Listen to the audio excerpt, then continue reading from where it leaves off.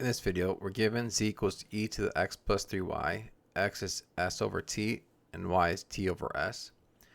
We want to compute the partial of z with respect to s and the partial of z with respect to t.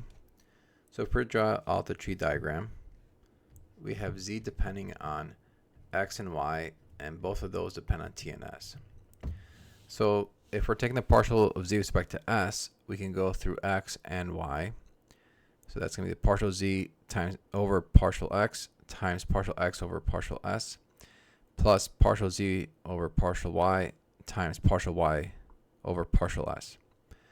And then the same thing was with t. We just replace s with t, and this is our formula. So the first step is to compute the derivatives. So we'll compute the partial z with respect to x, which is just e to the x plus 3y times 1, which is just the same. And then the partial z with respect to y, we'll still have e to the x plus 3y, but now when we take the derivative of the exponent, we just get 3. And since x is equal to s over t, the partial of x over s is just 1 over t, since 1 over t is a constant. And then the partial of x with respect to t is negative s over t squared.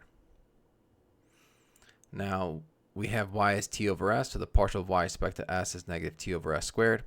And the partial of y with respect to t is 1 over s.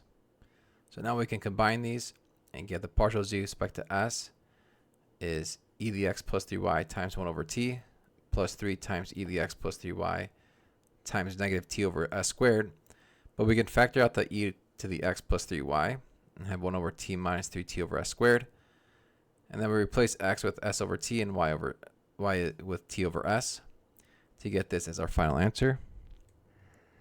And then similarly, partial z with respect to t, we have e to the x plus 3y times negative s over t squared plus 3 times e to the x plus 3y over times 1 over s.